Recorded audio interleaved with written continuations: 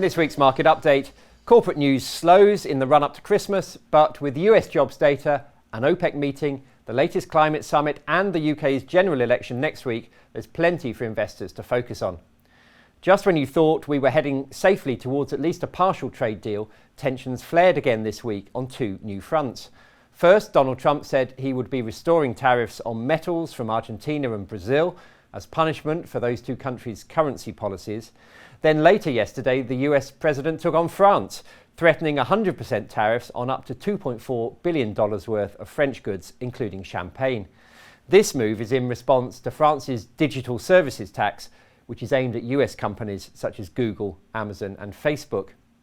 As if that were not enough, the US Trade Representative's office said it was looking at a wider range of tariffs on EU products in retaliation to European subsidies to Airbus, which have already been deemed illegal by the World Trade Organization.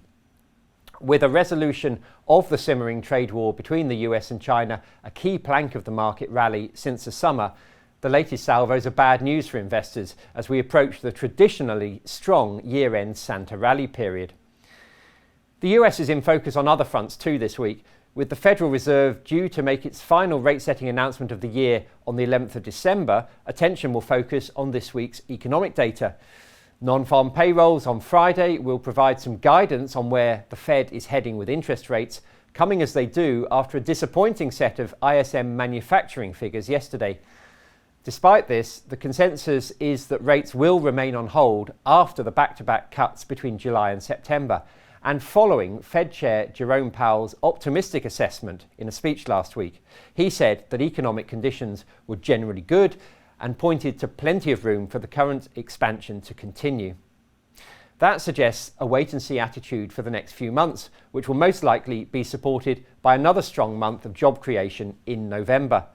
The return from strike of 45,000 General Motors workers, ending the longest auto industry strike in 50 years, should push the number of jobs added to closer to 200,000 than the 128,000 reported in October. While the US economy looks to be in reasonable shape, the state of relations between Washington and Beijing is certainly not good right now. This week, the Chinese suspended proposed visits to Hong Kong by US military ships and aircraft in retaliation to the White House's ratification of a new US law mandating annual reviews of the city's political situation. That apparent interference in China's internal affairs has riled Beijing, making a rapid resolution of the trade war less likely than hoped. The situation in Hong Kong remains difficult, with a peaceful march over the weekend descending into chaos as shops were vandalised and police responded with force. Hong Kong's economy fell into recession for the first time since the financial crisis in the third quarter. The city's economy is expected to shrink by nearly 6% next year, and its traditional government surpluses are under threat as corporate tax revenues dwindle. Finally, retail sales have slumped by 24% thanks to the protests. Elsewhere, the Middle East is in focus thanks to OPEC's latest meeting in Vienna this week. Oil producers from the cartel meet on Thursday, with ministers from Russia and other oil exporters joining on Friday. Top of the agenda this week is whether or not to extend cuts to production, which have helped keep the cost of Brent crude above $60 a barrel, despite excess production from rival producers such as US shale. The existing deal, which mandated cuts of 1.2 million barrels a day, expires at the end of March, and it's expected to be pushed out to the middle of next year or even beyond. The price of oil is particularly important to OPEC's de facto leader Saudi Arabia at the moment, as this week also marks the pricing of the IPO of Saudi Aramco, the world's biggest oil company and probably soon the world's biggest company full stop. Although the valuation of Aramco is likely to be well down on the $2 trillion that the kingdom was hoping to achieve, it should be safely ahead of Apple, currently the world's largest quoted company. Apple's valuation, about $1.2 trillion, is in the spotlight this week, as it has also emerged that the company is now worth more than the whole of the US quoted energy sector. While the iPhone maker has risen by 70% this year alone as the company defied skeptics who were worried about slowing smartphone sales, the energy sector has fallen out of favour as investors worry about oversupply, trade tensions and slowing global growth. The sector is also under pressure as investors start to turn against climate-unfriendly industries and direct their investments towards more sustainable businesses. The energy sector also suffers from an overhang of debt, unlike tech stocks like Apple, which sit on huge cash piles.